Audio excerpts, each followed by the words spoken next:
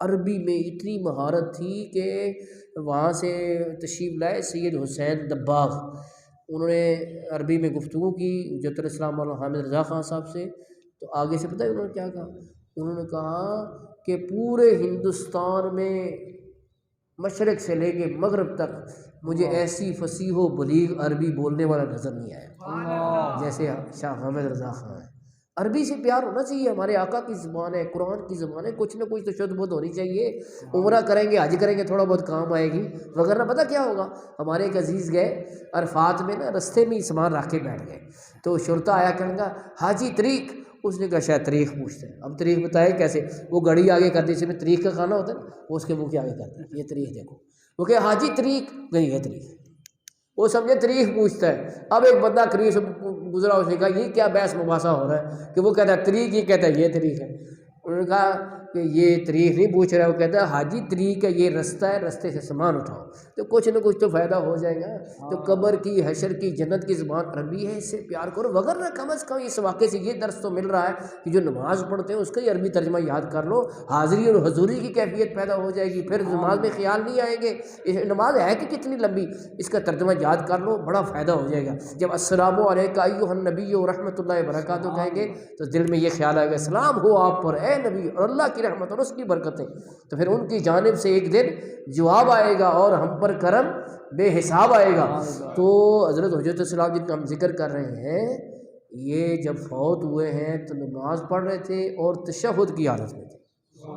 کیسی قابل رشک موت ہے، موت تو آنی آنی ہے، کوئی بندہ ہے ایسا جیسے کہ مجھے موت نہیں آنی، موت تو ہر بندے کو آنی ہے، لیکن ایسی موت آنی چاہیے کہ نماز پڑھ رہا ہوں، نماز کی حالت میں موت آ جائے۔ تو آپ تشہد پڑھ رہے تھے، اور کہنے والوں کا، اہل نظر کا کہنا یہ ہے کہ اس وقت ان کلمات پڑھتے السلام علیکم ایھا النبی و رحمۃ اللہ وبرکاتہ۔ اس مہینے 17 جمادی الاولیٰ اس کی تاریخ تھی جب آپ دار فانی سے کوچ کر گئے، تو اس کیفیت کو آپ نے اپنے کلام میں بھی ایک جگہ بیان کیا ہے کہ حضور روضہ ہوا جو حاضر، تو اپنی سج دھج یہ ہوگی حامد، خمیدہ سر آنکھ بند لب پر میرے درود و سلام ہوگا۔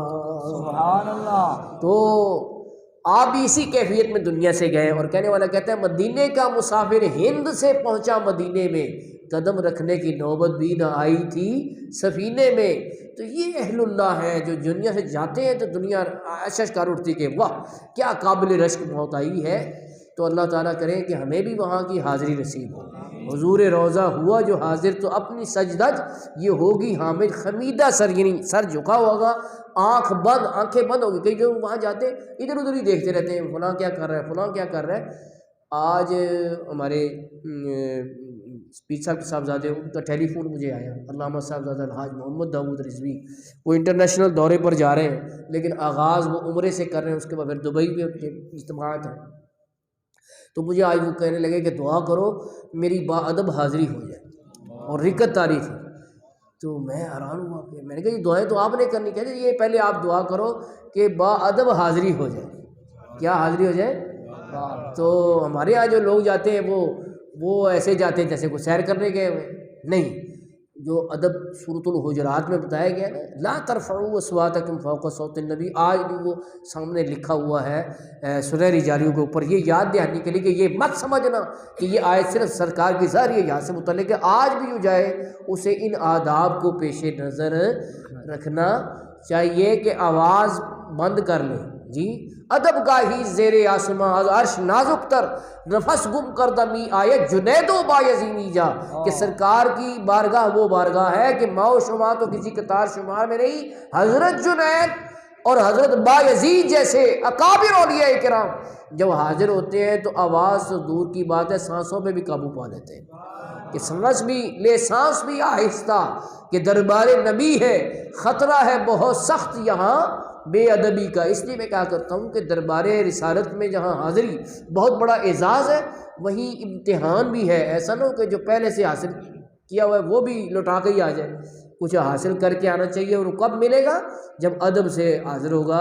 جیسے مولانا حامد رضا خان رحمۃ اللہ علیہ نے کہا نا کہ حضور روضہ ہوا جو حاضر، تو اپنی سجدہ یہ ہوگی حامد، خمیدہ سر آنکھ بند، لب پر میرے درود و سلام ہوگا. اور انہی کی ایک کہی ہوئی دعا پہ ہم ختم کرتے ہیں کہ سرکار کی بارگاہ میں ہم عرض کرتے ہیں، انہوں نے اپنی اور اپنے بھائی کے حوالے سے کہی، ہم اپنی بھی نیت کر لیتے ہیں کہ ہماری بھی وہاں حاضری ہو جائے. سب کہو آمین. آمین.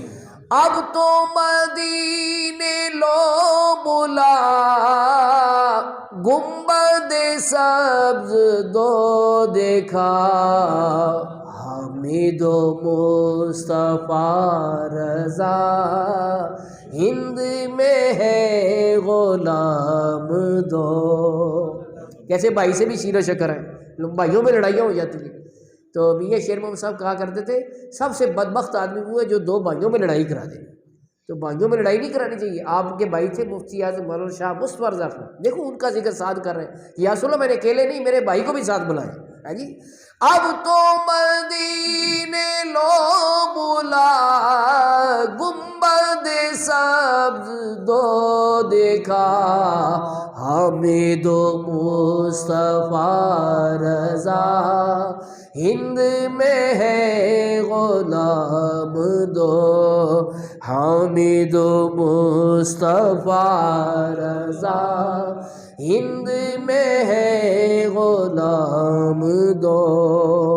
اللہ تعالیٰ سے دعا ہے کہ ایک نیک ولی، ایک قطب وقت کے ذکر میں ہم مصروف رہے ہیں، تو اللہ تعالیٰ ان کے ذکر کی برکت سے ہماری مشکلیں ٹال دے، مصیبتیں دور کر دے، ہمیں شریعت و سنت کا پابند بنا دے، اتباع سنت کی ہمیں توفیق عطا کر دے، ہمیں تہجد میں اٹھنے کی سعادت عطا کر دے، ہمیں رشتہ داروں کو، بھائیوں کو اکٹھا کرنے اور صلہ رحمی، شیر و شکر رہنے کی توفیق دے.